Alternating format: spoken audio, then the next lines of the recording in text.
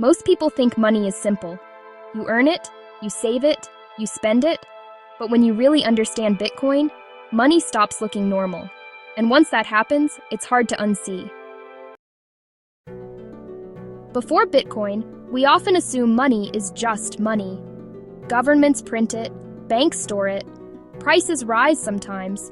Bitcoin forces us to ask a strange question. What even is money? We start noticing inflation. We start noticing rules. We start noticing who controls what. Money stops being invisible.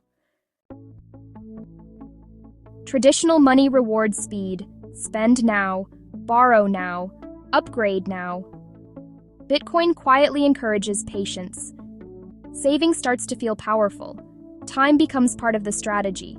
Instead of asking, how can we spend this? We ask, how can we protect this over time? At first, price feels like everything, but over time, something changes.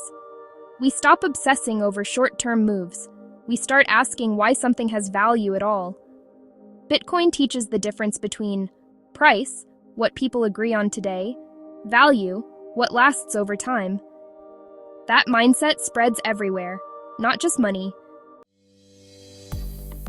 With Bitcoin, self-custody matters, keys matter, responsibility matters. We realize that most money isn't really ours, it's permission-based. Bitcoin flips that idea. Ownership stops being a promise, it becomes a fact.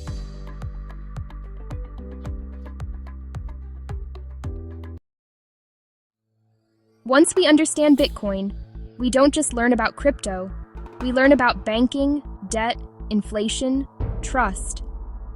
We stop asking, is Bitcoin risky? And start asking, compared to what? Bitcoin doesn't just offer a new kind of money, it offers a new lens. And once we see money differently, we start thinking differently about saving, spending, time, and trust.